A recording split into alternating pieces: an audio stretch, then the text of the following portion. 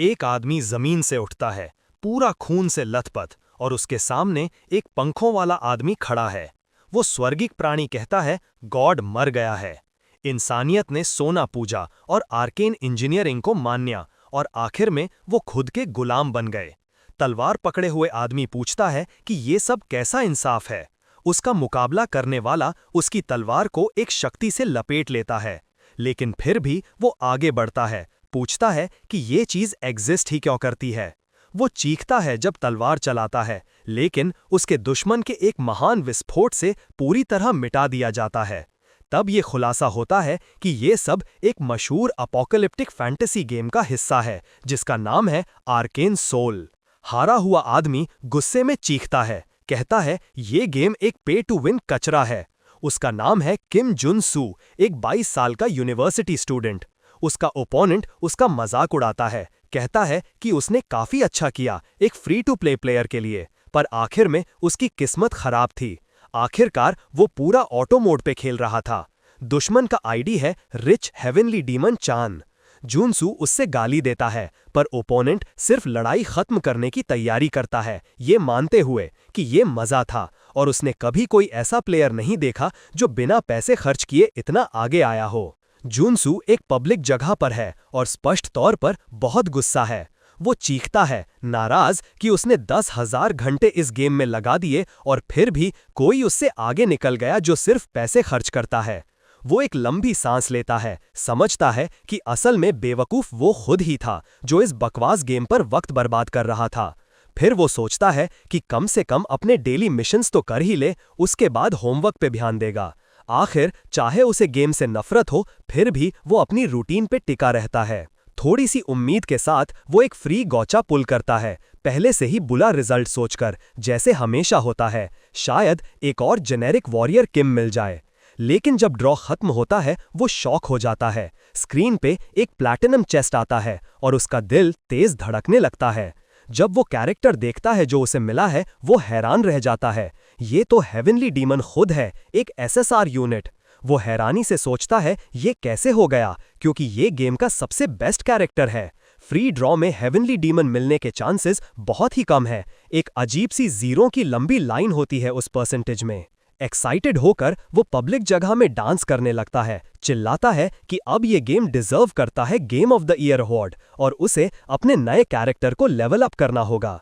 ये बताया जाता है कि आर्केन सोल में कैरेक्टर को लेवल अप करने का सबसे इफेक्टिव तरीका ये है कि पहले से लेवल्ड कैरेक्टर्स को सैक्रिफाइस किया जाए ताकि वो एक्सपीरियंस के रूप में काम करें। अब जुनसू को उन वेल प्लेयर से जलन नहीं होती जो गेम पर पैसा बरसा देते हैं। वो डिसाइड करता है कि अपने हजारों वॉरियर किम जो उसने सालों तक जमा किए हैं, सबको अपने हेवनली डीमन को मजबूत बनाने के लिए यूज करेगा। स्क्रीन पर हम देखते हैं कैरेक्टर्स एक एक करके कंज्यूम हो रहे हैं। उनका एक्सपीरियंस उसके नए चैंपियन में मिल रहा है। उसके चेहरे पर एक मुस्कान होती है, कहता है कि अब वो भी गेम वेल्स की तरह खेल सकेगा। पर अपनी एक्साइटमेंट में वो पूरी तरह भूल जाता है कि वो एक पब्लिक जगह में है और ध्यान भटक जाता है जब वो सीधा सड़क के बीच में चलने लगता है। जब वो दाएं देखता है उसे एहसास होता है, ऑफ कोर्स, फोन उसके हाथ से फिसल जाता है और वो कहता है कि ये सिचुएशन कुछ अजीब से पहचानी सी लग रही है। जब वो आंखें खोलता है तो वो एक अनजान सीलिंग देख रहा होता है, पूरी तरह कंफ्यूज्ड। वो सोचता है कि वो हॉस्पिटल में क्यों है। उसका सर दर्द करने लगता है और फिर याद आता है वो ट्रैफिक में चला गया था जैसे कोई पूरा इडियट और करीब था कि ट्रक उसे मार देता। वो अपने आप को मेंटली गाली देता है इतना केयरलेस होने के लिए। अचानक एक औरत रूम में आती है, कहती है, वॉरियर किम, तुम जाग गए। वो भावें चढ़ाकर पूछता है ये क्या कह रही है। औरत कहती है वो डॉक्टर को बुलाती है और जल्दी से निकल जाती है। जुनसू हैरान है उस नाम से जो उसने यूज किया। जब वो बेड के पास क्लिपबोर्ड देखता है जिसमें उसकी इन्फॉर्मेशन होती है तो वो शॉक हो जाता है। उसमें क्लियरली लिखा है वॉरियर किम। साथ ही रिपोर्ट में लिखा है कि एक्सीडेंट के वजह से उसका डिसलोकेशन और कंकशन हुआ। वो सोचता है ये कैसी अजीब गलती है और एक लंबी सांस लेता है। शायद अंदर से उसे सच में गिल्ट हो रहा है सब वॉरियर किम को सैक्रिफाइस करने का, पर फिर भी ये एक्सप्लेन नहीं करता कि क्लिपबोर्ड पे उसका नाम वॉरियर क्यों लिखा है। वो समझने की कोशिश करता है और उठने की कोशिश करता है, लेकिन जैसे ही पैर पे वजन डालता है, एक तेज दर्द पूरे शरीर में फैल जाता है और वो जोर से चीखता है। एक नर्स रूम में दौड़कर आती है, कहती है कि वो अभी नहीं हिल सकता। दर्द से तड़पता हुआ वो पूछता है, इतना दर्द क्यों हो रहा है? तभी डॉक्टर रूम में आता है और बताता है कि उसे ट्रक ने मारा था और हालत देखकर वो जिंदा बच गया, यही बहुत बड़ी बात है। अब भी पूरी तरह कंफ्यूज्ड जुनसू भावे चढ़ाकर पूछता है, वो क्या कह रहे हैं? डॉक्टर जवाब देता है कि उन्हें और टेस्ट्स करने होंगे, एमआरआई और एक मैजिकल विजन टेस्ट। जैसे ही वो मैजिकल शब्द सुनता है, वो सख्त हो जाता है और सोचता है, ये क्या बकवास है? क्या उसे स्ट्रोक हुआ है? क्या वो अभी भी सपना देख रहा है? इसी बीच रिसेप्शन पर लोग उसके हॉस्पिटल बिल का हिसाब लगा रहे हैं, सीटी स्कैन और एमआरआई जैसे टेस्ट्स के खर्चे समेत। जब वो टोटल बताते हैं, उसका दिल लगभग रुक जाता है। 22.3 मिलियन, लगभग $16,000। गुस्से से भरकर वो कहता है कि वो सिर्फ 4 दिन के लिए यहाँ था, फिर बिल इतना ज्यादा कैसे हो सकता है? रिसेप्शनिस्ट शांत रहती है और कहती है कि उसके पास इंश्योरेंस नहीं है, इसलिए उसे सब पैसे खुद देने होंगे। वो हैरान होकर पूछता है, ये क्या कह रही है? आखिर हर कोरियन के पास नेशनल हेल्थ इंश्योरेंस होती है। औरत उसे ऐसे देखती है जैसे वो पागल हो और पूछती है, तुम क्या कह रहे हो? तुम्हारे पास लीजन या मैजिक टावर का इंश्योरेंस नहीं है? ये सुनते ही जुनसू के शरीर में एक ठंड सी दौड़ जाती है। उसे समझ नहीं आता क्या हो रहा है, पर ये नाम कुछ जाने पहचाने लगते हैं। Legion, megacorp, magic tower, sacred order. तब उसे एहसास होता है, ये तो आर्केन सोल के 4 फैक्शंस के नाम हैं। वही दुनिया जहां गॉड ने इंसानियत को छोड़ दिया था, जहां आर्केन साइंस ने हद पार कर दी थी, जहां धरती मॉन्स्टर्स से भरी हुई थी, जहां इंसान अपने शरीर मॉडिफाई करते थे जिंदा रहने के लिए। उसका दिमाग साथ छोड़ने लगता है, वो इनकार में गिर जाता है, नहीं नहीं, ये दुनिया जीने के लायक नहीं है। कुछ घंटों बाद वो एक अंधेरी गली में खड़ा है, अपनी पूरी ताकत से चीखता हुआ, क्यों भाड़ में मैं इस गेम के अंदर आ गया? उसे याद आता है उस रात का खुशी भरा पल जब उसने फाइनली हेवनली डीमन पाने के बाद खुशी से सोना गाया था। पर अब उसे किस्मत की कठोर मजाक समझ आता है। वो किसी प्रोटैगनिस्ट के रूप में रीइंकारनेट नहीं हुआ, वो एक ट्यूटोरियल कैरेक्टर बन गया। शायद ये सब उसके पुराने कैरेक्टर्स को सैक्रिफाइस करने की डिवाइन सजा है। आखिर वो वॉरियर किम के घर पहुंचता है। इधर उधर देखकर वो एक भारी सांस लेता है। ये तो मेरे बाथरूम से भी छोटा है। उसे यकीन नहीं होता कि ये आदमी इतनी बेकार जिंदगी जी रहा था। थका हुआ वो बेड पर गिर जाता है। उसका शरीर तोड़ा हुआ है, उसके पास पैसे नहीं हैं। अब वो क्या करे? हकीकत उसे पेट पर गुस्से के झटके की तरह लगती है। अगर ये सच में आर्केन सोल की दुनिया है, तो न्यूक्लियर वॉर्स, डायमेंशनल रिफ्ट्स और पुराने गॉड्स का दोबारा जन्म जल्द होने वाले हैं। और जब ये सब होगा, तो ये जगह सच में एक जहन्नुम बन जाएगी। उसे नहीं पता वो यहाँ कैसे आया, पर एक बात पक्की है, अगर वो ऐसे ही बैठा रहा तो वो जरूर मर जाएगा। फिर अचानक उसके दिमाग में एक विचार आता है। उसकी नजर अपने हाथों पर टिक जाती है और उसे समझ आता है इसका मतलब क्या है। बिना हिचकिचाए वो एक पेन उठाता है और अपने हाथ के ऊपर रखता है। नीचे देखते हुए वो हल्की आवाज में कहता है, देर होने से पहले मुझे ये टेस्ट करना होगा। एक पल के लिए वो रुकता है, पर फिर हिम्मत जोड़कर अपनी पूरी ताकत से पेन को हाथ के ऊपर चुभाता है। दर्द उसकी त्वचा में फैल जाता है और वो जोर से चीखता है जब पेन निकलता है। उसका हाथ पूरी तरह छेद दिया गया होता है। तुरंत ही एक हरी रोशनी उसके घाव के आसपास घूमने लगती है और उसके सामने ही वो भरने लगता है। उसके चेहरे पर मुस्कान फैल जाती है। मुझे पता था ये काम करेगा। उसने अभी एक ट्रेट हासिल किया है जिसका नाम है वुंड रिकवरी। अब सब कुछ समझ आता है। जो वजह थी उसके इतने सारे वॉरियर केम बनाने और सैक्रिफाइस करने की, वो ये थी कि ये कैरेक्टर एक ऐसा था जिसके पास कोई बेस ट्रेट नहीं था। लेकिन इसका मतलब ये है कि ट्रेट्स को अनलॉक और स्वैप फ्रीली किया जा सकता है, जिससे प्लेयर्स वॉरियर केम को अपने हिसाब से शेप कर सकते हैं। उसके जैसे प्लेयर के लिए जो हमेशा स्ट्रैटेजी से खेलता था और कभी रेयर कैरेक्टर्स नहीं जीता, वॉरियर किम सबसे बेस्ट चॉइस थी। और अब वो खुद वॉरियर किम है, मतलब वो कोई भी ट्रेट हासिल कर सकता है, बस उसके लिए मेहनत करनी होगी। जब वो देखता है उसके घाव पूरी तरह भर जाते हैं, नए एबिलिटी के कारण उसका शरीर रीजनरेट कर रहा होता है। वो गहरी सांस लेता है और सोचता है, आर्केन सोल में अगर तुम गरीब हो, कमजोर हो या फिर तुम्हारी किस्मत साथ नहीं देती तो तुम मर जाते हो। पर वो ऐसा नहीं होने देगा। उसने 10,000 घंटे इस गेम में लगाए हैं। उसे सब शॉर्टकट्स पता हैं। उसे पता है सिस्टम को कैसे तोड़ना है। सीन कट होता है उसके ग्लोबल रैंकिंग पर, जो 1,15,000 से सीधा टॉप 7,000 पर पहुंच जाती है। फिर वो 3 डिजिट तक चढ़ जाता है, आखिरकार टॉप 9 तक। अब वो मॉन्स्टर्स से भी ऊपर है, लिटरली टॉप 9 में। उसे ये तो नहीं पता इसका एग्जैक्ट मतलब क्या है, पर वो समझ लेगा। नई प्लान, पैसे कमाओ। अब वो कॉन्फिडेंट होकर एक टैलेंट एजेंसी के अंदर जाता है, खुद से मटर करता हुआ, वॉरियर किम के बॉडी के साथ ये तो टॉप तक का फ्री पास है। अंदर प्लेयर रजिस्ट्रेशन सेक्टर में एक आदमी उसका फाइल देखकर भावें चढ़ाता है। तो ये तुम्हारा पहला टाइम है प्लेयर रिक्रूटमेंट ऑफिस में? जुनसू हाँ में सर हिलाता है। हाँ, मैं मोनो प्यूरिफिकेशन फील्ड में घुसना चाहता हूँ। रिक्रूटर उसे देखकर हैरान होता है। Mono purification? जुनसू फिर हाँ बोलता है। उसे पैसे चाहिए ताकि वो उस पे टू विन गौचा बकवास के लिए फंड कर सके, और अपने शरीर का यूज करना ही उसके पास इकलौता ऑप्शन है। वो आदमी कुर्सी पे पीछे झुककर पैर टेबल पे रख लेता है, सांस छोड़ता है और जुनसू को मजाक भरी नजर से देखता है। इसे वो मोनो प्यूरिफिकेशन कहते हैं। लेकिन क्या तुम्हें पता है डंजन क्लियर करना असल में क्या होता है? टेबल पे पड़े बैज पे लिखा है चॉइस सीन सू प्लेयर रिक्रूटमेंट डायरेक्टर। जुनसू अपने हाथ बंधा कर बिना डरे जवाब देता है, ऑफ कोर्स मुझे पता है। सीन सू हल्की हंसी निकालता है, पक्का? क्योंकि ऑनेस्टली तुम्हारा रेज्यूमे तो पूरी तरह खाली है। जुनसू आंखें घुमाता है और कॉन्फिडेंट टोन में कहता है, मुझे पता है ये साला गेम कैसे काम करता है। मुझे पता है कि माना ही वो चीज है जिसके वजह से मॉन्स्टर्स ने आर्केन सोल की दुनिया पर कब्जा कर लिया। वो आगे बताता है, डंजन क्लियर करना सिर्फ मॉन्स्टर्स को मारना और लूट लेना नहीं होता।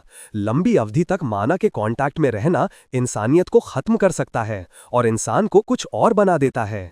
इस प्रोसेस को म्यूटेशन कहते हैं और इसी वजह से ये काम इतना खतरनाक है। सीन सू सांस छोड़ता है और कहता है, ठीक है, जैसे ही काफी लोग जमा हो जाएंगे मैं तुम्हें एक टीम में असाइन कर दूंगा। जुनसू उसका शुक्रिया करता है, पर वो आदमी अब भी शक भरी नजर से देखता है। वो पूछता है, क्या तुम सच में इसके लिए तैयार हो? मैं तैयार हूँ, जुनसू बिना झिझक जवाब देता है। सीन सू फिर से सांस छोड़ता है और कहता है, मैंने कई लोगों को देखा है जो पैसों के लिए काम करते हैं और अंदर से पूरी तरह मर जाते हैं। जुनसू हल्का सा हंसता है, रिलैक्स, मैं यहाँ से तुमसे भी बेहतर हालत में निकलूंगा। से मदद की भीख ना मांगो जब तुम म्यूटेट होने लगो, डियर कहता है। अगर मैंने जरा भी निशान देखा तो वहीं मार दूंगा। जुनसू हल्की मुस्कुराहट के साथ शांत अंदाज में बोलता है, ध्यान रहेगा। उसके लिए ये सब नया नहीं था। असली दुनिया में लोग हमेशा नए लोगों को डराने की कोशिश करते हैं, पर जो बात उसे सच में हैरान करती है वो ये थी कि डियर गेम का एक आरएन कैरेक्टर था। जुनसू सोचता है, अवेकनिंग से पहले ये ऐसा ही लगता था। उसने नोट किया कि अभी डियर की टांगे बिल्कुल नॉर्मल हैं। टेंशन बढ़ने से पहले एक और आदमी कमरे में आता है। डियर, मैंने कहा था नए लोगों के साथ ऐसा मत करो, स्टाफ ऑलरेडी कम है। वो आदमी हेजहॉग के नाम से इंट्रोड्यूस होता है, जिसे डंजन क्लियर करते हुए 5 साल का तजुर्बा था। डियर जुबान चाटता है, परेशान होकर बोलता है, जो भी हो बस ये कुछ बिगाड़े नहीं। फिर वो ग्रुप की तरफ मुड़कर इंस्ट्रक्शंस देता है, हमारे पास 4 घंटे हैं 5 जगह क्लियर करने के लिए, वक्त जाया करने का नहीं। जुनसू उसे देखता है और सोचता है, ये बंदा गेम के मुकाबले में काफी टफ है। हेजहॉग ये नोट करता है और उसके कंधे पर हाथ रखता है, चिंता मत करो, वो बाहर से सख्त लगता है लेकिन अंदर से अच्छा इंसान है। जुनसू बस हल्का सा सर हिला देता है, ज्यादा ध्यान दिए बगैर। पहला डंजन, पहली जगह जिसे उन्हें क्लियर करना था, एक जंकयार्ड थी। जैसे ही वो वहां पहुंचे सब लोग बदबू पर शिकायत करने लगे। कितनी भी दफा आऊं इस बदबू की आदत नहीं होती, एक वर्कर कहता है। डियर उनकी बातें इग्नोर करता है, मैं एंट्रेंस खोल रहा हूं, रेडी हो जाओ। वो एक्सेस कार्ड एक्टिवेट करता है और डंजन का दरवाजा खुल जाता है। जो चीज उन्हें अंदर दिखती है वो बिल्कुल घिनौना मंजर था। हर जगह गंदगी, कचरा और मैजिकल रेजिड्यू भरा हुआ था। डियर हुक्म देता है, सब लोग अपनी पोजीशन ले लो। डंजन के अंदर लो लेवल मॉन्स्टर्स थे जिन्हें कॉन्टैमिनेटेड स्लाइम्स कहते हैं, ऐसे क्रीचर्स जो कचरे और बचे हुए मैना पर पलते हैं। जुनसू फॉरेन सिचुएशन समझकर खुद से कहता है, मैना कंटामिनेशन क्लियर करने का कोर काम इन स्लाइम्स को खत्म करना है। ये कमजोर हैं लेकिन परेशान करने वाले। अगर इन्हें आधा काटो तो ये मल्टीप्लाई हो जाते हैं। इन्हें मारने का एक ही तरीका है, इनके अंदर छुपी छोटी मैना कोर को तोड़ना। जैसे ही लड़ाई शुरू होती है, वर्कर्स फौरन समझ जाते हैं मसला क्या है। कैसे ढूंढे ये कोर्स इस सारी गंदगी के बीच, कोई चीख कर कहता है। जुनसू गहरी सांस लेता है, आगे बढ़ता है और कहता है, हटो सब। सब कुछ कहने से पहले ही वो स्लाइम्स की तरफ दौड़ता है, हाथ में सिर्फ एक शवल पकड़े हुए। वो हवा में उछलकर वार करने की तैयारी करता है। अगर ये गलत गया तो मुझे मत दोष देना, वो चीखता है। एक परफेक्ट स्विंग के साथ शवल सीधा स्लाइम के बीच लगता है, मैना कोर के सेंटर पर, और उसे फौरन तोड़ देता है। दूसरे वर्कर्स हैरान रह जाते हैं। हेजहॉग की आंखें खुल जाती हैं। वो तो स्लाइम्स बहुत तेजी से मार रहा है। डियर भी दिलचस्पी से देखता है। तब जुनसू बस मुस्कुराता है। ये तो परफेक्ट है। वो आगे बढ़ता रहता है, एक के बाद एक कोर तोड़ता हुआ, इससे पहले कि स्लाइम्स मल्टीप्लाई कर सकें। और सबसे हैरान करने वाली बात, वो ये सब कुछ सिर्फ एक शवल से कर रहा था, बिना किसी असली हथियार के। दूसरे वर्कर्स उसे देखते रह जाते हैं। यकीन नहीं होता, जैसे वो स्लाइम्स तोड़ रहा हो, बिल्कुल आसानी से। क्या ये वाकई मुमकिन है? एक वर्कर बोल उठता है। जुनसू मुस्कुराकर जवाब देता है, बिल्कुल मुमकिन है। अचानक मंजर 2 दिन पहले का फ्लैशबैक दिखाता है। हम देखते हैं जुनसू जमीन पर रेंग रहा है, जैसे कुछ ढूंढ रहा हो। वो एक बच्चों के प्लेग्राउंड के बीच में था। जुनसू इधर उधर देखता है और खुद से बोलता है, यहीं कहीं तो होना चाहिए। कुछ देर बाद उसकी नजर उस चीज पर पड़ती है जिसे वो ढूंढ रहा था। मिल गया। वो झुककर जमीन से एक सिक्का उठाता है। जैसे ही वो उसे हाथ में पकड़ता है, एक इनविजिबल नोटिफिकेशन उसके जहन में आती है, ट्रेट अक्वायर्ड। उसके चेहरे पर एक बड़ी सी मुस्कुराहट आ जाती है। मिल गया, ये सबसे जरूरी ट्रेट है वॉरियर किम के लिए। खुशी में वो घूमकर सिक्के को ट्रॉफी की तरह ऊपर उठाता है। नजदीक एक माँ अपने बच्चे की आंखें ढक कर कहती है, बस पॉजिटिव सोचो। जुनसू उन अजीब नजरों की परवाह नहीं करता और अपना सफर जारी रखता है, नए और इंपॉर्टेंट ट्रेट्स हासिल करने के लिए। Price of evolution. वो कुछ जरूरी रूल्स सीखता है जब वो ट्रेट्स ढूंढ रहा होता है। सीन बदलता है। अब जुनसू कचरे के डब्बे के पास उल्टी कर रहा है, उसका चेहरा बिल्कुल तबाह। ये ज्यादा हो गया, वो कराहते हुए कहता है।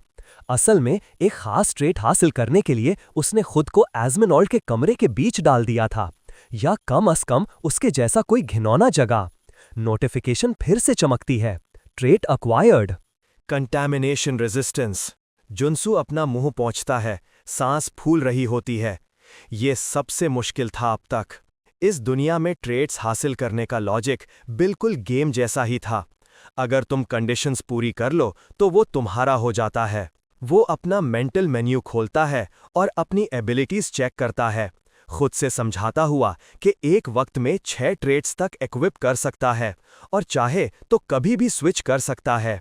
अब ट्रेजर हंटर की वजह से वो स्लाइम्स के अंदर माना कोर्स देख सकता है, इसीलिए वो उन्हें इतनी आसानी से मार रहा था, चाहे बड़े से बड़ा स्लाइम ही क्यों ना हो। तभी एक और स्लाइम उनकी टीम पर हमला करता है, चिपचिपी स्लाइम की बारिश करते हुए। डियर चीखता है, ध्यान रखना, उस चीज को छूने मत देना। लेकिन जुनसू बिना झिझक उस जहरीले सब्सटेंस के बीच से गुजरता है। आखिर ये मेहनत काम आ गई, वो कहता है खुश होकर। कंटैमिनेशन रेजिस्टेंस की वजह से उस पर स्लाइम का कोई असर नहीं होता। डियर कहता है, मैं तो इस हालत में जुबान बाहर नहीं निकालता। शिफ्ट का हतमा। सीन बस में बदल जाता है, वापस घर जाते हुए। जुनसू खिड़की से टिक कर बैठा होता है, थका हुआ। सब ट्रेट्स के होने के बावजूद पूरा दिन काम करना फिर भी थका देता है। वो सोचता है। हेजहॉग मुस्कुराता है और कहता है, तेरे वजह से आज हमने काम जल्दी खत्म कर लिया। इतना सब पास से देखना कमाल था। फिर वो क्यूरियस होकर पूछता है, क्या तू भी डियर की तरह अवेकन होने की उम्मीद कर रहा है? जुनसू हंसता है, बिल्कुल नहीं, मुझे तो सिर्फ शवल चलाना आता है, फौज की ट्रेनिंग का असर है। हेजहॉग सीटी बजाता है, इम्प्रेसिव। बात करते हुए अचानक अजीब चीज होती है। हेजहॉग के सर पर छोटी सी सींग उगने लगती हैं। जुनसू भौहें चढ़ाकर कहता है, तेरी म्यूटेशन और बढ़ गई है, तू कंटामिनेटेड माना के ज्यादा एक्सपोजर में रहा है। वो उसे गौर से देखता है, तेरा चेहरा अच्छा नहीं लग रहा, थोड़ा आराम कर। हेजहॉग कंधे उचाकर कड़वे अंदाज में हंसता है, मैं म्यूटेट हो जाऊंगा तो भी चलेगा, बस डेट कलेक्टर से बच जाऊं। जुनसू हल्का सा सांस छोड़ता है। अब उसकी बात समझ जाता है। अब समझा कि तू ये काम क्यों कर रहा था। ऐसे जॉब के लिए लोग लाइन में नहीं लगते। 4 दिन बाद टाइम स्किप होता है। काम का आखिरी दिन आ गया है, लेकिन सब लोग बिल्कुल थक चुके हैं। हो गया, कोई धीमी आवाज में कहता है। टीम के सब मेंबर्स दिनों तक लगातार डंजन क्लियर करते करते तबाह हो गए हैं। दूसरी तरफ एक वर्कर उल्टी कर रहा होता है, बिल्कुल झुककर। जुनसू फौरन पहचान जाता है। हेजहॉग, मैंने कहा था इतना जोर मत लगा। डियर आता है और जुनसू के कंधे पर हाथ रखता है। तू अभी तक जिंदा है तो बस इसलिए कि तू जवान है। मुझे लगा नहीं था तू अपना काम ठीक से करेगा, लेकिन अच्छा काम किया। जुनसू हल्का मुस्कुराता है। सबके मदद से हुआ, लेकिन अंदर से वो जानता है कि असल वजह उसके ट्रेड्स थे। वो डियर को देखता है। वो अब भी थकान के बावजूद मजबूत खड़ा है। हमारे लेवल का बंदा होकर भी इतना स्टेबल, जुनसू सोचता है। तभी एक जोरदार चीख गूंजती है। जुनसू मुड़कर देखता है, हेजहॉग के साथ कुछ बहुत बुरा हो रहा है। एक काली औरा उसके इर्द गिर्द बनने लगती है। कॉलीग्स की आंखें खौफ से फैल जाती हैं। उसकी स्पाइन के साथ क्या हो रहा है? डियर भागकर उसके पास जाता है। चेहरा सीरियस हो चुका है। हेजहॉग, संभल जा। जुनसू एक पल में सब समझ जाता है। हेजहॉग म्यूटेट हो रहा है। डियर अपने दोस्त को रोकने की कोशिश करता है। होल्ड ऑन, हमें यहां से निकलना होगा। लेकिन देर हो चुकी थी। म्यूटेशन पूरी तरह हेजहॉग को निगल लेती है। उसका जिस्म फटकर प्योर एनर्जी में बदल जाता है और आसपास अफरा तफरी मच जाती है। जुनसू झटके से पीछे गिरता है और धीमी आवाज में बोलता है, अब तो मामला सीरियस है। लड़ाई शुरू होती है। हेजहॉग अब इंसान नहीं रहा। उसका जिस्म एक बड़े पॉर्क्यूपाइन जैसा हो गया है। मुंह से झाग निकल रही है, जैसे कोई पागल कुत्ता हो। जुनसू उसे देखता है और फौरन अंदाजा लगाता है, वो गया। अब उसमें हेजहॉग नाम की कोई चीज नहीं बची। अगर हमने इसे नहीं मारा तो कोई भी जिंदा नहीं बचेगा। मसला ये था कि अब तक जो भी ट्रेड्स जुनसू ने हासिल किए थे, वो सब मॉन्स्टर क्लीनिंग के लिए थे, कॉम्बैट के लिए एक भी नहीं। वो कुछ सोचता है, लेकिन दिमाग में कुछ काम का नहीं आता। पहला हमला सीधा उस पर होता है। जुनसू को रिएक्ट करने का वक्त नहीं मिलता। वो सीधा उसके चेहरे पर लगता है और वो दीवार से टकराकर रैग डॉल की तरह जमीन पर गिरता है। खून उसके मुंह से निकलता है। पावर डिफरेंस ये तो हद से ज्यादा है। तब एक नई नोटिफिकेशन चमकती है, ट्रेट अक्वायर एंड्योरेंस। वो कमजोर सी मुस्कुराहट करता है, खून पोंछता है। अभी हार मानने का वक्त नहीं। जिंदा रहने के लिए उसे अभी कुछ करना होगा। वो तेजी से मेन्यू खोलता है और ट्रेट स्विच करना शुरू करता है। मुझे कुछ चाहिए जो असल में काम आए। वो सिलेक्ट करता है स्ट्रेंथ, जो उसकी फिजिकल पावर बढ़ाता है, माना हार्ट, जो उसे मैजिकल एनर्जी कंट्रोल करने देता है, और एंड्योरेंस, जो उस पर होने वाला डैमेज कम करता है। अब देखते हैं मैं क्या कर सकता हूं। काउंटर अटैक शुरू होता है। जुनसू अपने ट्रेट्स फाइनल करता है। माना एब्जॉर्प्शन उसे एनवायरनमेंट से डायरेक्टली मैजिकल एनर्जी एब्जॉर्ब करने देता है। डीप ब्रीदिंग उसकी माना रीजेनरेशन तेज करता है ताकि एनर्जी का फ्लो रुक ना सके। और आखिरी पीस करप्शन रेजिस्टेंस। अब जब उसके ट्रेट्स पूरे सेट हो गए, वो लड़ाई के लिए तैयार था। हेजहॉग चिल्लाकर उसकी तरफ दौड़ता है जब जुनसू अपनी स्ट्रेंथ एक्टिवेट करता है, जिससे उसकी फिजिकल पावर 10 गुना बढ़ जाती है। वो अपनी शवल पीछे ले जाता है और जोर से चीखता है। अपने जिस्म को पूरी ताकत से घुमाता हुआ एक जबरदस्त वार करता है। वो वार सीधा हेजहॉग पर लगता है, जो हवा में उछल जाता है। जुनसू के दिल में एक उम्मीद की किरण जागती है। ये काम कर रहा है, मैं वाकई जीत सकता हूँ। लेकिन तब हवा में हेजहॉग अचानक तेज घूमने लगता है, एक खतरनाक गोले में बदलता हुआ। जुनसू की आंखें फट जाती हैं। ये तो इलीगल होना चाहिए। हेजहॉग अपने आप को एक मिसाइल की तरह जुनसू पर छोड़ देता है, लेकिन आखिरी पल में एक पत्थर से टकराकर कंट्रोल खो देता है और वापस उछल जाता है। जुनसू चीखता है, पूरी तरह से परेशान। मैं ऐसी सिचुएशन में क्या करूं? उसके पास रिएक्ट करने का वक्त नहीं होता। वो वार उसे सीधा लगता है, उसे जमीन पर जबरदस्ती पटक देता है। हेजहॉग दूर जाकर हंसता है, लेकिन उसकी आंखें तब फैल जाती हैं जब वो मट्टी के धूल से कुछ देखता है। जुनसू वहां से कूदकर बाहर आता है, बिल्कुल महफूज। ये एंड्योरेंस की वजह से था। उसकी डैमेज रेजिस्ट करने की ताकत 10 गुना बढ़ गई थी। वो दर्द से कराह उठता है, सांस लेते हुए बोलता है। एंड्योरेंस के बावजूद ये अब भी बहुत दर्द कर रहा है, लेकिन उसके पास कोई और रास्ता नहीं था। अगर अब रुक गया तो मर जाएगा। वो अपने आप को संभालता है, अपने हाथ मजबूती से बांध लेता है और बिना किसी और ऑप्शन के वो एक लगातार अटैक छोड़ देता है। एक के बाद एक जुन्सु हेजवॉक पर मुक्कों की बरसात करता रहता है, पीछे हटने से इनकार करता हुआ। लेकिन तब हेजहॉग की पीठ के एक कांटे पीछे मुड़ जाता है और एक मिसाइल की तरह शूट करता है।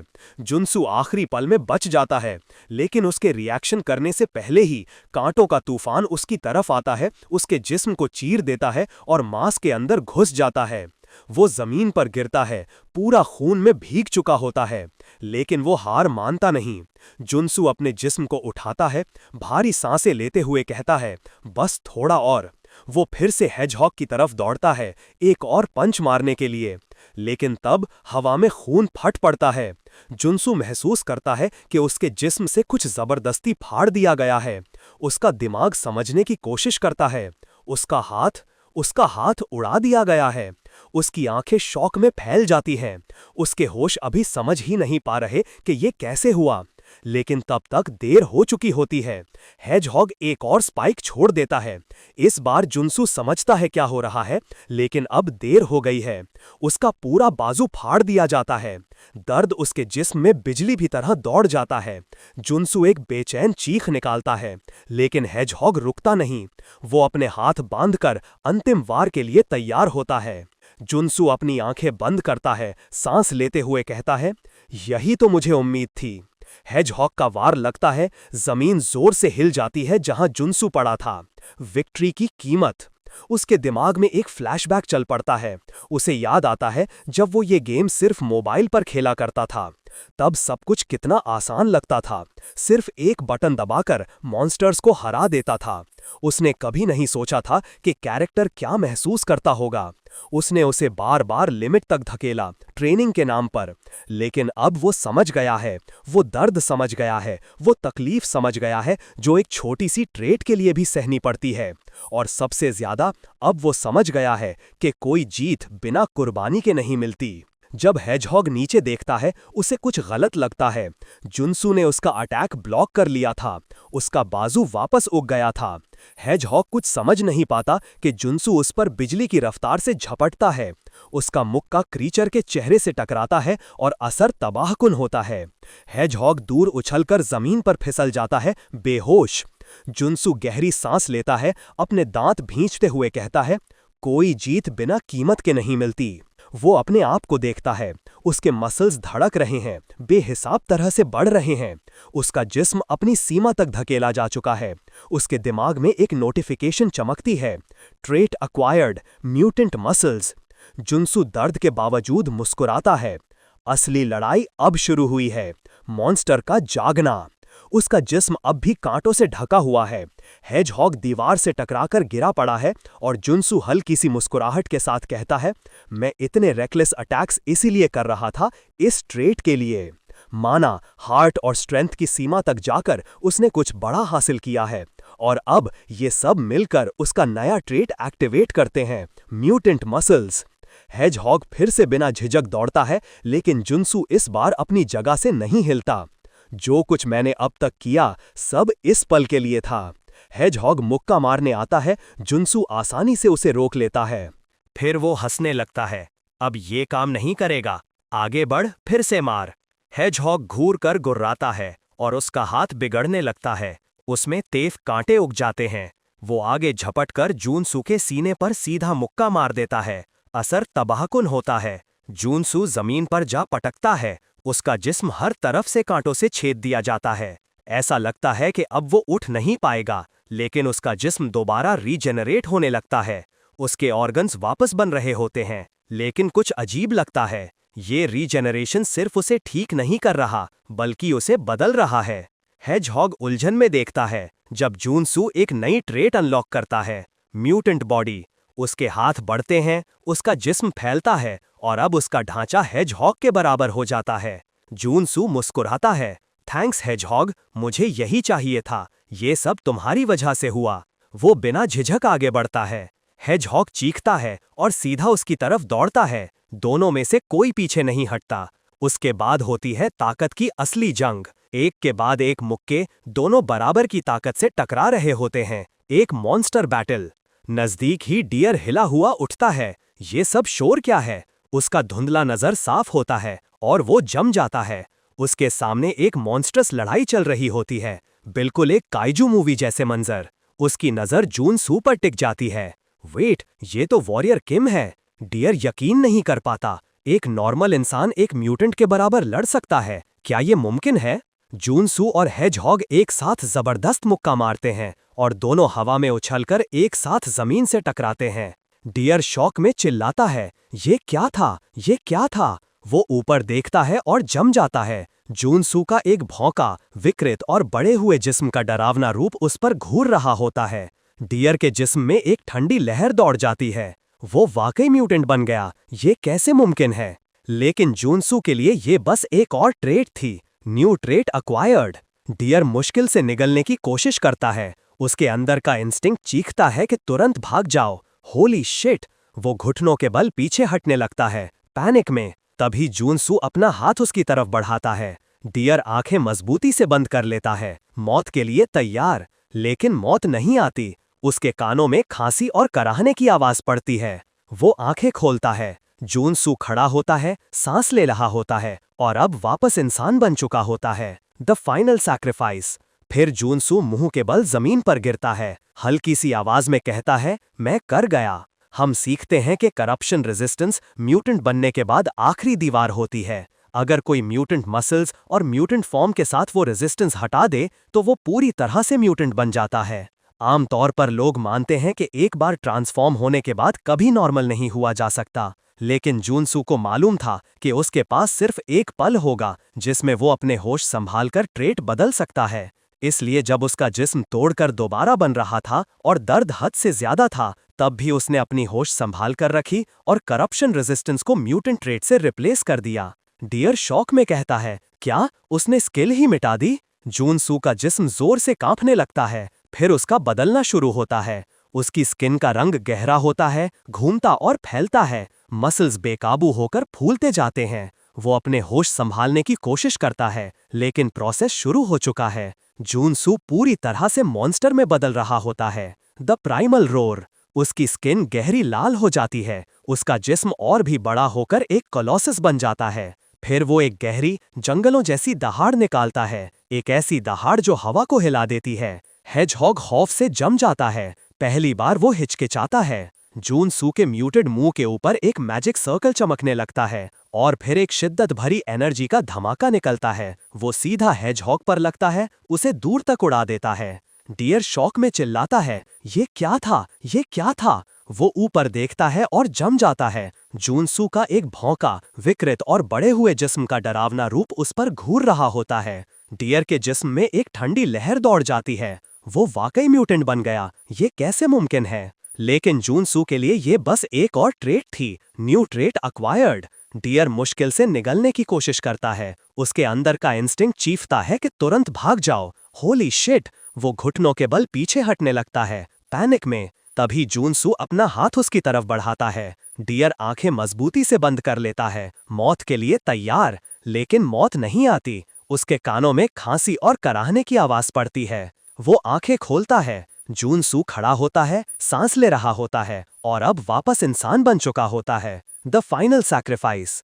फिर जून सू मुंह के बल जमीन पर गिरता है, हल्की सी आवाज में कहता है, मैं कर गया। हम सीखते हैं कि करप्शन रेजिस्टेंस म्यूटेंट बनने के बाद आखिरी दीवार होती है। अगर कोई म्यूटेंट मसल्स और म्यूटेंट फॉर्म के साथ वो रेजिस्टेंस हटा दे तो वो पूरी तरह से म्यूटेंट बन जाता है। आमतौर पर लोग मानते हैं कि एक बार ट्रांसफॉर्म होने के बाद कभी नॉर्मल नहीं हुआ जा सकता। लेकिन जून सू को मालूम था कि उसके पास सिर्फ एक पल होगा जिसमें वो अपने होश संभालकर ट्रेट बदल सकता है। इसलिए जब उसका जिस्म तोड़कर दोबारा बन रहा था और दर्द हद से ज्यादा था, तब भी उसने अपनी होश संभाल कर रखी और करप्शन रेजिस्टेंस को म्यूटेंट ट्रेट से रिप्लेस कर दिया। The end of the battle. Scene zoom out होता है। आसपास क्लीन अप चल रहा होता है और जून सू थका हुआ पड़ता है। वो कहता है, ऐसा लग रहा था जैसे मेरे जिस्म का हर मसल और हड़ हिला दी गई हो। मैं दोबारा ऐसा कभी नहीं करना चाहता। मुश्किल से उठकर वो लड़खड़ाते हुए हेजहॉग के जिस्म की तरफ जाता है। हेजहॉग के मुंह से एक पर्पल ऑर्ब निकलता है। जूनसू उसे पकड़ लेता है। ये एक लेवल 1 मोनोकोर होता है। वो हल्की सी मुस्कुराहट के साथ कहता है, वर्थ इट। थोड़ी देर बाद वो मजाक करते हुए डांस करने लगता है। कहता है, फील्ड क्लियर करना तो बहुत प्रॉफिटेबल निकला। डियर पास आता है और पूछता है, क्या वो ठीक है और म्यूटेंट ट्रांसफॉर्मेशन के बारे में। जूनसू कहता है कि अजीब अफवाहें फैलती हैं, तो बेहतर है वो बस इतना कह दे कि उसने बेट लगाई थी कि वो वापस आ सकता है और किस्मत अच्छी थी। डियर हैरान होता है, कहता है ये तो पागलपन था। जूनसू उसे कुछ लेवल 0 मोनोकोर्स दे देता है। कहता है अब उसके पास लेवल 1 मोनोकोर है। जूनसू कहता है, चलो अब वापस चलते हैं, थोड़ा सा ताज़ा हवा ले लूं। सब हैरान होते हैं, उसने सबकी जान बचाई और फिर भी उन्हें मोनोकोर्स दे दिए, इस उम्मीद में कि वो उसका राज रखेंगे। लेकिन डियर उसकी तरफ शक भरी नजर से देखता है। सिएनसू की बिल्डिंग पर वापस हम देखते हैं कि वो जुनसू को बहुत ज्यादा फ्लैटर करना शुरू करता है। जुनसू सोचता है कि इतनी तारीफ क्यों हो रही है। सिएनसू जवाब देता है कि अगर वो सुपर ह्यूमन होता तो पहले ही कह देना चाहिए था, ताकि उसे प्रॉपर काम दिया जा सकता है। अब जुनसू को समझ आता है कि इतनी तारीफ का रीजन क्या था। आर्केन सोल के वर्ल्ड में एक सुपर ह्यूमन वो होता है जो एक स्किल अवेकन करता है जो उसे पावरफुल माना देती है। ऐसे वर्ल्ड में जहां ताकत ही पावर और अथॉरिटी है, सुपर ह्यूमंस असल में नोबिलिटी के बराबर हैं। लेकिन सिएनसू का ऐसा सोचना भी फिट बैठता है, क्योंकि म्यूटेंट्स को हराने के लिए सुपर ह्यूमन होना जरूरी है। हालांकि जुनसू के केस में ये सिर्फ एक गेम डिजाइन फ्लॉ है, क्योंकि वो ट्रेड्स एक्वायर कर सकता है। सिएनसू अपना हाथ पॉकेट में डालता है और कहता है कि उसे जुनसू को क्लीनअप के लिए पे करना चाहिए। जुनसू कहता है कि वो अच्छा होगा, कोशिश करता है कि काम रहे, लेकिन अंदर से वो मिस्चीवियसली स्माइल करता है, सोचता हुआ कि फिलहाल सैन को यही लगने देता हूं कि मैं सुपर ह्यूमन हूं। सीएन अपनी पॉकेट से कैश का ढेर निकालता है और कहता है कि उन्होंने 5 रीजन्स क्लीन किए और टोटल फी का 20% उनका बनता है, जो 50 मिलियन वॉन्ड्स होता है।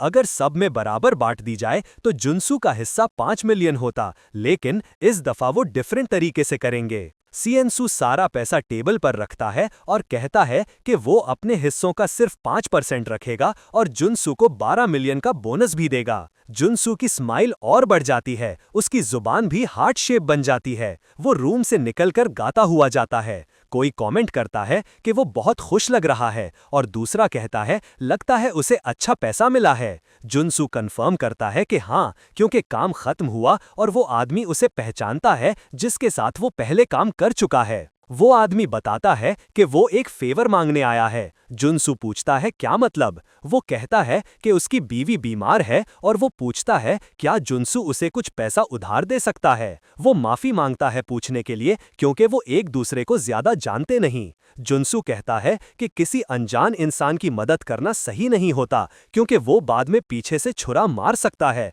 और वैसे भी खुद संभालना मुश्किल है। जुनसू उसका हाथ पकड़ता है, जो कि बेचैनी से मदद मांग रहा होता है, और कहता है कि वो जुनसू से उम्र में बड़ा है, इसलिए उसे ऐसा नहीं करना चाहिए। फिर कहता है कि हालांकि ज्यादा नहीं है, लेकिन उसे काम आ सकता है, और उसे कई लेवल 0 मोनोकोर्स दे देता है। जुनसू कहता है कि उसे बुरा लगता है उसे इग्नोर करना। क्या बात हुई ना, ट्विस्ट देखो।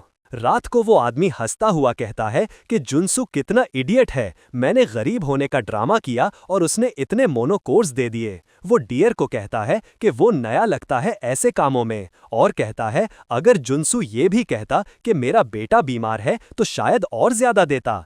फिर शिकायत करता है कि सबसे ज्यादा पेमेंट जुनसू को मिली, लेकिन दिया बहुत कम, और वो सुपर ह्यूमन वाली प्रॉफिट वाली बातें भी करता रहा। डियर कहता है कि जुनसू सुपर ह्यूमन नहीं है और कहता है कि बेहतर होगा कि उसे एक सबक सिखा दें। वो आदमी पूछता है कि क्या डियर के पास कोई आइडिया है, तो डियर मुस्कुरा कर कहता है कि वो इडियट शायद कोई अजीब स्किल रखता है। जब जुनसू गरीबों की मदद कर रहा होता है, डियर कहता है कि अब जब उन्हें उसका सीक्रेट पता चल गया है तो उसे दिखाते हैं कि दुनिया असल में कितनी डरावनी हो सकती है। सीन चेंज होता है एक लग्जरी रिजॉर्ट पर, जहां हम देखते हैं कि जुनसू विंडो के अंदर से मसाज ले रहा होता है। वो कहता है कि पैसा वाकई कमाल की चीज है। उसने कभी नहीं सोचा था कि वो दिन देखेगा जब ऐसे जगह मसाज ले रहा होगा। गेम में रहना हकीकत से ज्यादा बेहतर लगता है। मसूस उसके बाजू पर जोर से प्रेस करती है और जुनसू कहता है कि उसने 3 पूरे दिन होटल में आराम किया, लेकिन दर्द अब भी है। वो कहता है कि अब उसे म्यूटेंट रिलेटेड ट्रेड्स इस्तेमाल करने से पहले 2 बार सोचना होगा।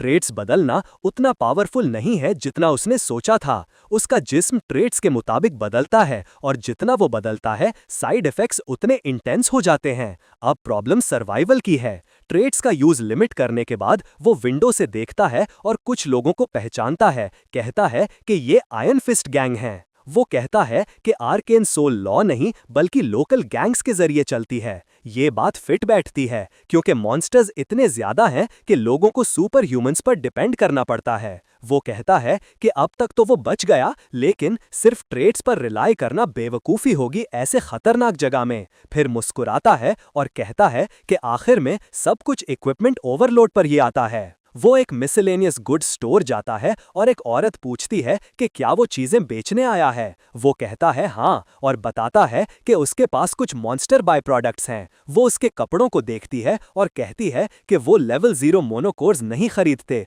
क्योंकि वो अच्छे कपड़े नहीं पहने हुए। वो कहता है कि वो पहले ही जानता था। फिर अपने बैग से कुछ निकालता है और कहता है कि ये है जो वो बेचना चाहता है। एक ब्लू मोनोकोर दिखाता है। वो औरत हैरान होकर पूछती है कि क्या ये लेवल 2 मोनोकोर है और वो कंफर्म करता है। कहता है कि अच्छी तरह देख लो। वो कहता है कि उसे अच्छा लगा देख करके वो सरप्राइज हुई। वो खुश है कि उसने लेवल 2 मोनोकोर हासिल कर लिया। होटल में की गई मेहनत वर्थ थी। अगर वो इसे हाईएस्ट प्राइस पर बेच ले तो ये सही रास्ता होगा। वो पूछता है कि क्या वो वेपन्स और आर्मर भी बेचती है। वो कहती है हाँ और उसे पीछे ले जाती है। जब वो अंदर जाता है तो हैरान होता है। कहता है कि लगता है यहाँ सब कुछ मिलता है। वो सोचता है कि गवर्नमेंट को इस औरत पर नजर रखनी चाहिए क्योंकि गेम के सारे एसेंशियल आइटम्स यहाँ हैं। वो कहती है कि आराम से बैठो। वो कहता है ठीक है और फिर एक्साइटेड हो जाता है। कहता है कि अब वक्त है ठीक से इक्विप होने का। वो अपने बैकपैक में अलग अलग वेपन्स डालता है और कहता है कि अब जब मेरे पास वेपन्स हैं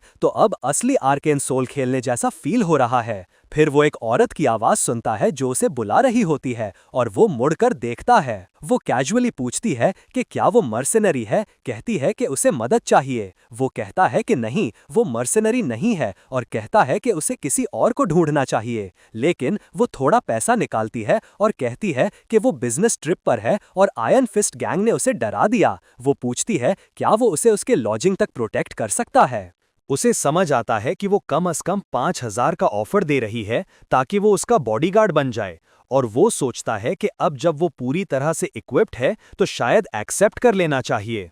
वो उसके कंधे पर हाथ रखता है और कहता है कि वो मुश्किल में पड़ी एक लेडी को इग्नोर नहीं कर सकता। फिर कहता है कि चलो अब निकलते हैं।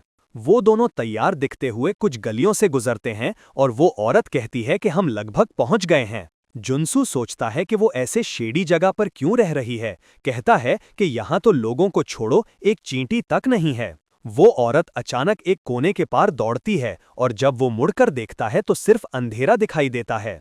वो कहती है कि बस पहुंच गए हैं और कहती है कि जल्दी करो। वो जवाब देता है कि बहुत अंधेरा है, मुझे कुछ दिख नहीं रहा। फिर उसकी आंखें पीली चमकने लगती हैं जब वो नाइट विजन ट्रेट अक्वायर करता है और कहता है कि अब मैं देख सकता हूं, लेकिन मैंने इस सिचुएशन का प्लान नहीं बनाया था। उसके हाथों में एक पिस्टल होती है जो सीधा उसकी तरफ निशाना बनाए होती है और वो कहती है कि वो उसकी सोच से ज्यादा कॉशियस निकला। जुनसू सोचता है ये कौन है और क्या ये सब एक ट्रैप था। तभी वो मुड़कर देखता है तो डियर वहां होता है। हंसकर पूछता है कि वो सोचता है कहाँ जा रहा है। डियर कहता है कि उसे फिर से ऐसे देखकर अच्छा लग रहा है, क्या उसे भी नहीं लगता। जुनसू पूछता है कि उसने ऐसा क्या किया जो ये डिजर्व करे और डियर कहता है कि उसने कुछ नहीं किया, बस वो स्टूपिड लगता है और कोई वजह नहीं। कहता है वो बस नाइव है। जुनसू अपने वेपन्स छोड़ देता है और फौरन उस औरत पर झपटता है उसे नीचे गिराने के लिए। डियर पूछता है कि बात करनी शुरू करके भागने की कोशिश क्यों कर रहा है और वो औरत को कहता है कि गोली चलाओ। वो औरत सीधा उसकी पीठ पर गोली चला देती है और जुनसू सीधी सीधी सीढ़ियों से नीचे गिरता है। डियर कहता है कि क्या बकवास थी, उसे पाँव में मारना था, सीने में नहीं। वो औरत कहती है कि कम अज कम वो भागा तो नहीं। डियर कहता है कि लगता है वो मर गया, लेकिन फिर भी सोचता है कि शायद वो उठ भी जाए क्योंकि वो ठीक लग रहा था। वो औरत कहती है कि कोई उसका जिस्म खरीद सकता है क्योंकि वो म्यूटेंट बनने के बाद वापस आया था। भिखारी कहता है कि चलो अब उसका गियर लूट लेते हैं। डियर नीचे देखता है और कहता है कि ये क्या, ये पहले कर लेते, लेकिन वो हैरान हो जाता है देखकर कि जुनसू का जिस्म गायब हो गया है। सब घबरा जाते हैं सोचते हुए कि ये कहाँ गया। स्ट्रीट लैंप टूट जाता है और भिखारी की गर्दन में कुछ लगता है। बाकी सब पैनिक करते हैं कि क्या हो रहा है और डियर कहता है कि कोई चांस नहीं कि वो अब भी जिंदा हो। जुनसू कहता है कि वो उन लोगों के हाथ नहीं मार सकता जो शुक्रिया अदा करने के बजाय धोखा देते हैं, और ये अच्छी बात थी कि वो स्टोर से निकलने से पहले बुलेट प्रूफ वेस्ट पहन चुका था। उसके वजह से उसने एक नया ट्रेट अक्वायर किया, playing dead after being shot. Deer इधर उधर देखकर पैनिक करता है, कहता है कि स्ट्रीट लैंप टूट गया तो कुछ नजर नहीं आ रहा और सोचता है जुनसू कहाँ गया।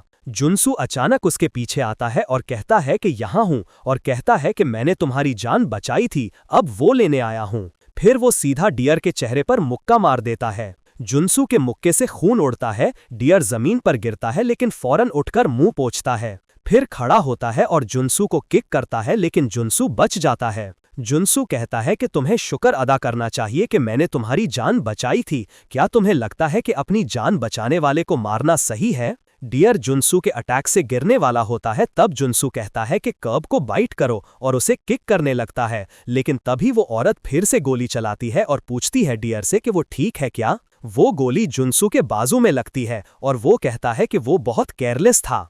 आर्केन सोल में सबसे डरावनी चीज मॉन्स्टर्स या म्यूटेंट्स नहीं बल्कि लोग खुद हैं। वो कहता है कि वो बहुत नाइफ था और उन पर आसानी से भरोसा कर लिया। फिर वो अपना हाथ वेस्ट बैंड पर ले जाता है, अपना वेपन निकालता है और कहता है कि अब वो दोबारा ये गलती नहीं करेगा। वो उस औरत के हाथ से गन उड़ा देता है और एक आदमी के कंधे में गोली मार देता है, कहता है कि बस अब काफी है। दोनों लोग जमीन पर दर्द से तड़पते हुए दिखते हैं। तब कुछ दीवार से टकराकर वापस उछलता है और जुनसू मुड़कर सोचता है कि अपनी सेफ्टी के लिए डियर को खत्म करना चाहिए, लेकिन डियर अचानक अटैक कर देता है। जुनसू एक्सपेक्ट नहीं करता लेकिन टाइम पर रिएक्ट कर लेता है और उसका किक ब्लॉक कर देता है। उसका वेपन गिर जाता है और तब हम देखते हैं कि डियर की टांगें बदल गई हैं। वो अवेकन हो गया है एक लेवल 1 सुपर ह्यूमन के तौर पर। जुनसू कहता है कि ये गेम बहुत पुअरली मेड है, समझाता है कि सुपर ह्यूमन अवेकनिंग तो हर प्लेएबल कैरेक्टर का एक नॉर्मल ग्रोथ सिस्टम है।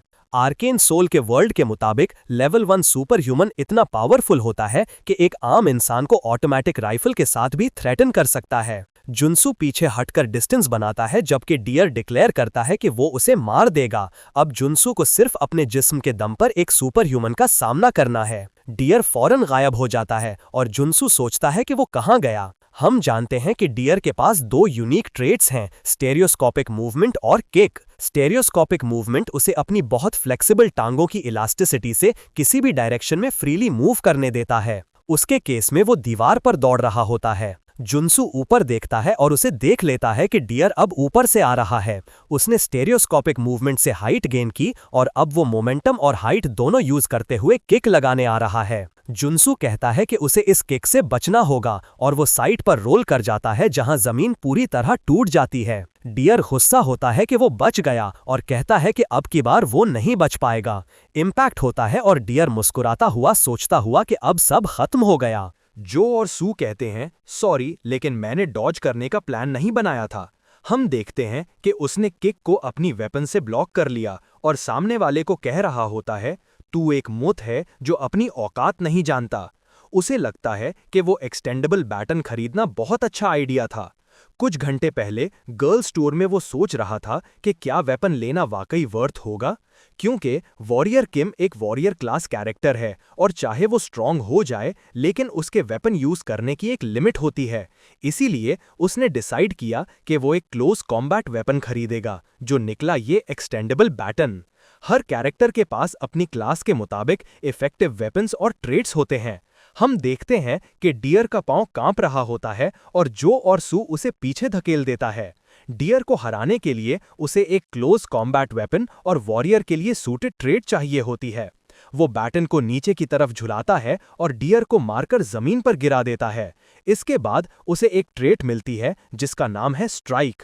ये ट्रेट सिर्फ वॉरियर क्लास के लिए होती है। फिर वो अपने अटैक्स को बार बार यूज करता है ताकि और ट्रेट्स मिलें, जैसे डाउनवर्ड स्ट्राइक, अपर कट और एडवांसिंग अटैक। वो साइड स्ट्राइक ट्राई करता है, लेकिन ये क्लियर नहीं कि उस मोमेंट पर उसे कोई ट्रेट मिली या नहीं। डियर एक ओपनिंग ढूंढता है और जैसे ही मिलती है सीधा किक मारता है जो और सू की तरफ। जो और सू एक लम्हा सोचता है कि डॉज करे या नहीं, लेकिन फिर डिसाइड करता है कि इतना आगे आने के बाद वो रुक नहीं सकता। वो दांतों को भींचकर कहता है कि अगर हड्डियां टूटनी भी पड़ें तो भी वो अपने एल्बू से डियर की किक ब्लॉक करेगा। वो डियर के पांव पर मार लगाता है और खुद से कहता है कि उसे लगातार अटैक करते रहना होगा। लड़ाई दोनों के दरमियान एक के बाद एक ब्लोज के साथ चलती रहती है। फिर जो और सू को एक नई ट्रेट मिलती है जिसका नाम है कॉम्बो। वो मुस्कुराकर कहता है, बस यही है अर्ली स्टेज के वॉरियर क्लास के लिए बेस्ट ट्रेट बिल्ड स्ट्राइक और कॉम्बो का कॉम्बिनेशन है। अब वो अपने लेफ्ट हाथ से पंचेस लगाता है और राइट हाथ से बैटन घुमाता है, डियर को कट सीन जैसे स्टाइल में हरा देता है। डियर बेचैनी से कहता है कि रुक जाओ जब वो होश खोना शुरू करता है, लेकिन जो और सू बैटन सीधा डियर के सिरे में फेंकता है और स्ट्राइक ट्रेट से उसे हिट करता है। डियर अपनी ताकत खो देता है और जमीन पर गिर जाता है। जो और सू चिल्लाकर कहता है कि उसने कर दिखाया, उसने एक अवेकंड को हरा दिया। उसके हाथ जलने लगते हैं जैसे हवा उसकी स्किन को जला रही हो। वो हैरान होता है कि ये कैसी फीलिंग है जब वो अपने हाथों को देखता है। उसका पूरा जिस्म दर्द करने लगता है और एक लाल ऑरा उसके आसपास घूमने लगता है। वो कहता है कि उसे लग रहा है कुछ उसके अंदर से फूटकर बाहर आने वाला है। तभी जहां वो खड़ा होता है वहां से एक चमकदार एक्सप्लोजन होती है। अब उसके उंगलियों के गिर्द एक गोल्डन ऑरा होती है और वो कहता है, यही वो दिन था जब मैंने आर्केन सोल की दुनिया का कठोर सच सीखा और अब मैं एक लेवल 1 सुपर ह्यूमन के तौर पर अवेकंड हो गया हूं। जो और सू जज्बे में अपना फिस्ट बंद करता है और कहता है कि वक्त आ गया है। वो अपना सबसे फियर्स चेहरा बनाता है जो लॉयड से मिलता जुलता लगता है और इतना पंप्ड होता है कि वो हैंडस्टैंड कर लेता है, चिल्लाता हुआ कि अब वो लो इंटरेस्ट लोन्स लेना और हाई पेइंग जॉब्स करना शुरू करेगा। तभी एक आदमी उसके पास आता है और पूछता है कि वो क्या कर रहा है। जब जो और सू मुड़कर देखता है तो वो हैरान होता है एक बड़े बुजुर्ग आदमी को देखकर जो एक बहुत बड़ा वेपन पकड़े होता है। ये आदमी आयरन फिस्ट किम होता है जो आर्केन सोल का दूसरा बेसिक कैरेक्टर है वॉरियर किम के बाद। ये एक रीइंफोर्स्ड सोल्जर क्लास कैरेक्टर है जो फायर आर्म्स में एक्सपर्ट हैं और अपनी प्रोस्थेटिक आर्म से शूट करता है। मसला ये है कि आयरन फिस्ट किम आयरन फिस्ट गैंग का खौफनाक लीडर है और क्योंकि जो और सू ने उनकी टेरिटरी में लड़ाई की, उसने शायद उनके लिए प्रॉब्लम खड़ी कर दी है। आयरन फिस्ट पूछता है कि क्या जो और सू ने ये चेक किया था कि वो कहां खड़ा है ये सब करने से पहले। जो और सू जवाब देता है कि वो अचानक घेरा गया था और चुपचाप खड़ा रहकर कुछ नहीं कर सकता था। आयरन फिस्ट अपनी वेपन अनलॉक करता है और कहता है कि इसका मतलब है कि वो लोग उसके गैंग से भी ज्यादा डेंजरस हैं। जो और सू घबरा जाता है और कहता है कि अगर उसने इन हालातों में लड़ाई की तो वो बेकार मर जाएगा। आयरन फिस्ट अपनी वेपन सीधा जो और सू के सीने पर लगाता है और कहता है कि उसने बहुत बुरा फैसला लिया है, अब वो उसे दिखाएगा कि उनकी टेरिटरी से पंगा लेने का अंजाम क्या होता है। जो और सू एक पल के लिए रुकता है और कहता है कि क्या यही सब है जो तुम्हारे पास है, और कहता है कि आयरन फिस्ट कुछ भूल गया। फिर वो वेपन पकड़कर अपनी उंगली ट्रिगर पर रखता है और खुद पर शूट कर देता है, कहता हुआ कि मैं इतनी आसानी से मरने वाला नहीं हूं। आयरन फिस्ट हैरान रह जाता है, कहता हुआ कि ये बंदा तो साइकोपैथ है जो खुद पर ही ट्रिगर दबा रहा है। जो और सू हंसने लगता है और कहता है कि क्या बस इतना ही, ये तो इजी था। हम देखते हैं कि उसे रीजेनरेशन ट्रेट मिलती है। आयरन फिस्ट हंसकर कहता है कि उसकी एबिलिटी इंटरेस्टिंग है। जो और सू समझाता है कि वूंड रिकवरी का अपग्रेडेड वर्जन रीजेनरेशन होता है और ये सिर्फ तब मिलता है जब कोई लेवल 1 सुपर ह्यूमन बनता है।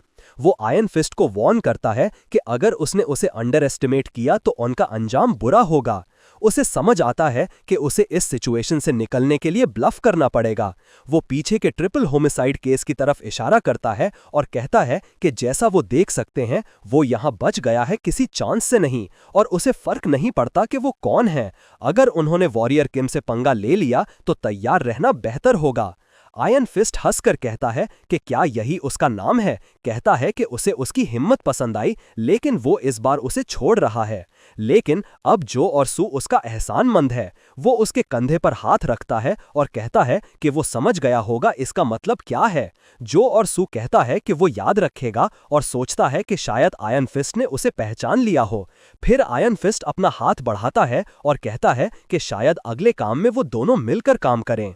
जब जो और सू उसका हाथ देखता है तो वो सोचता है कि आयरन फिस्ट ऐसा इंसान नहीं लगता जो उसे धोखा दे। इस सूरत में यहाँ एक कनेक्शन बनाना बुरा नहीं होगा। वो कहता है डील, और दोनों हाथ मिलाते हैं। वो कहता है कि फिर मिलते हैं नेक्स्ट टाइम। सीन शिफ्ट होती है जैमजिल के सुपरमैन टावर पर, जहां जो और सू कहता है कि जब उसने पहली बार गेम में ये जगह देखी थी तो उसे अंदाजा नहीं था, लेकिन अब वो समझ गया है कि ये वाकई बहुत इंप्रेसिव है, बिल्कुल कुछ और ही लेवल का। तभी एक औरत उसका ध्यान खींचती है। वो उसका शुक्रिया करती है टावर विजिट करने के लिए और पूछती है कि वो कैसे मदद कर सकती है। जो और सू उसकी खूबसूरती देखकर स्टन्ड हो जाता है और कहता है कि वो पहले भी कहीं देखी हुई लगती है। सोचता है क्या वो एक एनपीसी है। वो कहती है कि अगर वो सर्टिफिकेशन के लिए आया है तो उसे मशीन के पास जाकर अपना माना और ट्रेड सर्किट्स मेजर करने होंगे। वो शुक्रिया अदा करता है और चल पड़ता है, सोचता हुआ कि उसने हेल्प मांगी भी नहीं थी, लेकिन फिर भी उसने उसे गाइड कर दिया। लगता है वो काफी नॉविस लग रहा होगा। वो सोचता है कि जब उसका सर्टिफिकेशन हो जाएगा तब उसकी असली जिंदगी आर्केन सोल में शुरू होगी। अचानक एक तेज आवाज होती है जो उसे हिला देती है। सब लोग चिल्लाकर कहते हैं कि सीलिंग की तरफ देखो, सेंट आ गई है। जब वो ऊपर देखता है तो एक चमकदार रोशनी एक हवा में तैरते जहाज से नीचे आ रही होती है। जब वो रोशनी उसके सामने रुकती है तो कुछ एन्चैंटिंग टेक्स्ट हवा में फैल जाते हैं और लोग टेलीपोर्ट होने लगते हैं। जो और सू हैरान हो जाता है, उसे पहचान जाता है। ये तो ओल्ड फादर्स ऑर्डर है, और वो सोचता है कि यहाँ एक बॉस मॉन्स्टर क्या कर रहा है। लोग दुआ करने लगते हैं, कहते हैं कि उनके लिए ये इज्जत की बात है कि वो सेंट के सामने हैं। लेकिन जो और सू को याद आता है कि क्योंकि वो अभी ट्यूटोरियल टाइमलाइन में है तो वो अभी सेंट है, बॉस मॉन्स्टर नहीं। जैसे जैसे कहानी आगे बढ़ती है पता चलता है कि ये ऑर्डर असल में एक कल्ट है जो रिलीजन का भेस बनाकर छुपा हुआ है, और वो सेंट असल में एक पूरी तरह से साइकोपैथ है। लोग उसकी तारीफ करते रहते हैं और कहते हैं कि शायद वो यहाँ लेवल अप रिन्यूअल के लिए आई है। तभी वो एक पावरफुल ऑरा रिलीज करती है जो इतना स्ट्रांग होता है कि लोग गिर जाते हैं, और उसके गिर्द एक गोल्डन लाइट धड़क रही होती है। जो और सू मुंह फेर कर कहता है कि ये काफी फ्लैशी तरीका है काम करने का और थोड़ा ज्यादा ही नॉइजी है। जब मशीन उसका माना रीड करना शुरू करती है तो वो उसकी एनर्जी कलेक्ट करती रहती है जब तक वो पूरी तरह से गायब नहीं हो जाती। सब सस्पेंस में होते हैं कि उसका रिजल्ट क्या निकलेगा। पता चलता है कि वो 27 साल की है, एक प्रीस्टेस क्लास की, माना लेवल 8 और 6 लेयर सर्किट के साथ। लोग यकीन नहीं कर पाते कि वो सिर्फ लेवल 8 है। वो मुस्कुराती है जब वो कहते हैं कि उसके पास 6 ट्रेट्स हैं जो लेयर्ड सर्किट्स रिप्रेजेंट करते हैं। लेकिन जो और सू की सोच कुछ और होती है। वो पसीने में भीग जाता है और कहता है कि ये खुशी मनाने का वक्त नहीं है। लेवल 8 सुपर ह्यूमन को एक एयरक्राफ्ट कैरियर के बराबर समझा जा सकता है। वो चलती फिरती एक नेशनल पावर हाउस है। वो सोचता है क्यों हर स्ट्रांग औरत थोड़ी सी क्रेजी होती है, लेकिन अगर वो उन्हें वॉर्न भी करे तो वो उसे पागल समझकर पत्थर मार मार के मार डालेंगे, जैसे वो मिडिल एजेस हो। फिलहाल वो डिसाइड करता है कि वो बस अपना माना मेजर करेगा। अगर उसके पास 6 ट्रेट्स दिख गए तो सबका ध्यान उस पर आ जाएगा, इसलिए वो डिसाइड करता है कि वो अपने ट्रेट्स 3 पर रख लेगा। तभी सेंट अचानक मुड़कर देखती है, कुछ महसूस करते हुए। जब उसके लोग पूछते हैं कि क्या हुआ तो वो कहती है कि उसे कुछ इंटरेस्टिंग महसूस हुआ है। वो एक पल में जो और सू के पीछे आ जाती है और कहती है तुम्हारी एबिलिटी इंटरेस्टिंग है। जो और सू कहता है डैम, ये तो सरप्राइज था, और फिर उसके लफ्ज रिपीट करता है, पूछता हुआ कि क्या उसने वाकई महसूस कर लिया कि उसने अपने ट्रेट स्वैप किए हैं। वो एक सेकंड के लिए जम जाता है जब उसका विंडो खुला रहता है। सब लोग हैरान हैं कि सेंट उससे बात क्यों कर रही है, वो तो एक नॉर्मल बंदा लगता है। फिर वो उसके हाथ पकड़कर पूछती है उसका नाम क्या है। वो कहता है मेरा नाम वॉरियर किम है और सोचता है कि आर्केन सोल में कोई प्रीस्ट सिर्फ उस वक्त किसी का नाम पूछता है जब, लेकिन उसका ख्याल पूरा होने से पहले ही सेंट बोल उठती है, मैं ओल्ड फादर्स ऑर्डर को रिप्रेजेंट करती हूँ और मैं तुम्हें बैप्टाइज करती हूँ। वो कहती है कि ओल्ड फादर हमेशा तुम जैसे पावर्स चाहता है, इसलिए तुम्हें अपना सर झुकाकर इस जहन्नुमी दुनिया में सुकून ढूंढना होगा। जैसे ही एन्चांटमेंट टेबल उसके हाथ से गुजरता है, सब लोग उस पर रश्क करते हैं कि सेंट उसका बैप्टिज्म कर रही है, खासकर क्योंकि वो ओल्ड फादर की पहली बेटी है। लेकिन जो और सू का नजरिया कुछ और होता है। वो बहुत ज्यादा नर्वस होता है, सोचता है कि अगर उसका बैप्टिज्म हो गया और उसे बैप्टिज्म ट्रेट मिल गई तो उसके पास कोई ऑप्शन नहीं रहेगा मगर ओल्ड फादर्स ऑर्डर का पैलेडिन बनने का। लेकिन उसे याद आता है कि आर्केन सोल के वॉर में ओल्ड फादर्स ऑर्डर को जो बड़ा शख्स हराता है वो कोई और नहीं बल्कि सेलेस्टियल डीमन होता है। जब सेंट बैप्टिज्म जारी रखती है तो वो उसका हाथ जोर से हटाता है और कहता है ये ऐसा लग रहा है जैसे कोई मुझे मजबूर कर रहा हो किसी गिरती हुई स्टॉक पे इन्वेस्ट करने के लिए। फिर वो घुटनों के बल बैठकर बैप्टिज्म से इनकार कर देता है। उस वक्त सेंट की आंखें पूरी तरह से साइकोपैथिक लगने लगती हैं। वो कहती है लगता है तुमने मुझे सही से सुना नहीं। जो और सू कहता है कि वो बहुत सीरियस है, बस थोड़ा थका हुआ है। वो अपना गुस्सा कंट्रोल करती है और कहती है कि किसी के पास ये हक है कि वो सर्व करे या मना करे, लेकिन ओल्ड फादर ने अब तुम पर अपनी नजर डाल दी है। वो अपना हाथ उसके कंधे पर रखती है और कहती है कि भूल मत, एक पावरफुल डिवाइन एनर्जी अब तुम्हारे अंदर जड़ पकड़ चुकी है। अगर तुम इतनी छोटी सी ताकत को भी पार नहीं कर पाए तो तुम्हारी फ्रेजाइल फ्री विल का कोई मतलब नहीं रहेगा आखिर में। तभी जो और सू एक पीली आग के अंदर घिरा जाता है।